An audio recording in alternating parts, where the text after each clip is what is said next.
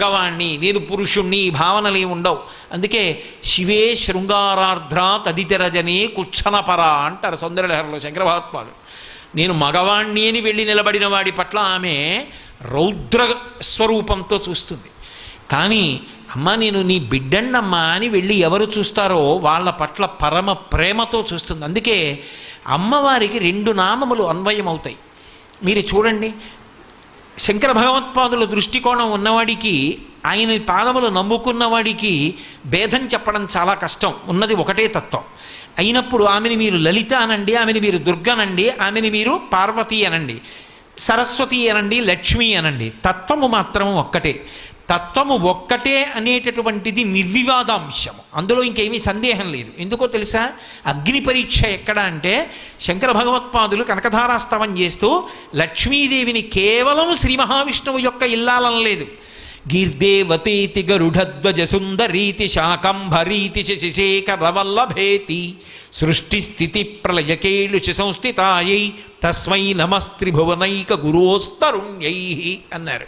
గీర్దేవతేతి చతుర్ముఖ బ్రహ్మగారి ఇల్లాలైనటువంటి సరస్వతీ స్వరూపంగా లోకాన్ని అనుగ్రహించి చదువునిచ్చిన నువ్వే. గరుడధ్వజ సుందరీతి గరుడ వాహనాన్ని అధిరోహించి వెళ్ళేటటువంటి శ్రీ మహావిష్ణువు యొక్క ఇల్లాలైనటువంటి లక్ష్మీ స్వరూపంగా లోకాలకి సంపదలిచ్చిన నువ్వే. గరుడధ్వజ సుందరీతి శాకంభరీతి శశిశేఖరవల్లభేతి జటాజూటంలో అర్ధచంద్రరేఖ ధరించినటువంటి పరమశివుని యొక్క ఇల్లాలైనటువంటి పార్వతీ స్వరూపంతో శక్తిని కల్పించిన నువ్వే. అప్పుడు సృష్టిశక్తి, స్థితిశక్తి, ప్రళయశక్తి 3 అయిపోయాయి. మరి మళ్ళీ శాకంభరీతి ఎందుకు? ప్రత్యేకం శాకంబరి ఎందుకు చెప్పాలి శంకరాచార్యులు వారు? ఏదో సృష్టించడమో నిలబెట్టడమో లయం చేయడమో కాదు. ముందు చాలా అకస్మాత్తుగా కించిత్ ఆలస్యం లేకుండా ఆవిడకి అన్నం పెట్టాలమ్మా. అన్నం కూడా లేదు. నువ్వు అలా పెట్టగలిగిన దానివి. ఎందుకని? ఒకప్పుడు లోకాలన్నీ తల్లడిల్లిపోయే దుర్గమాసురుడు అనేటటువంటి రాక్షసుడు చేసినటువంటి ప్రయత్నం వల్ల బ్రాహ్మణులు వేదాలు మర్చిపోయి యజ్ఞయాగాది క్రతువులు లేకపోతే, దేవతలు వర్షం కురిపించకపోతే, అన్నం, కాయలు, కూరలు ఏమీ దొరకకపోతే జంతువులు కూడా పడిపోయి ఎక్కడ చూసినా కడేబరాలే. వేదాలు మర్చిపోయారు బ్రాహ్మణులందరూ. వాళ్ళు మరిచిపోవాలని అడిగాడు వరం దుర్గమాసుడు.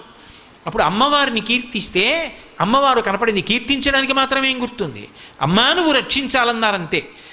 రక్షించాలంటే నేను ఇంకా ఎప్పుడో వర్షం కురిపిస్తాను, ఎప్పుడో పంట పండుతుందంటే వీళ్ళు బతికేదలా. వెంటనే ఆవిడ శాకంబరిగా వచ్చింది.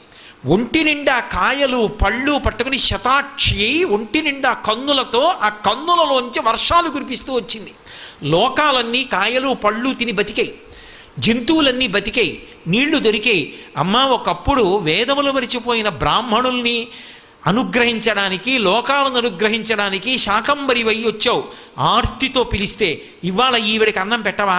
అందుకని మళ్ళీ గీర్దేవతేతి గరుడధ్వజ సుందరీతి శాకంబరీతి శశిశేఖర వల్లభేతి సృష్టి స్థితి ప్రళయకేళుష సంస్థితాయి తస్మై నమస్త్రిభువనైక గురోస్తరుణ్యై. నాకు అన్వయం కాదు శంకర అందే అమ్మవారు.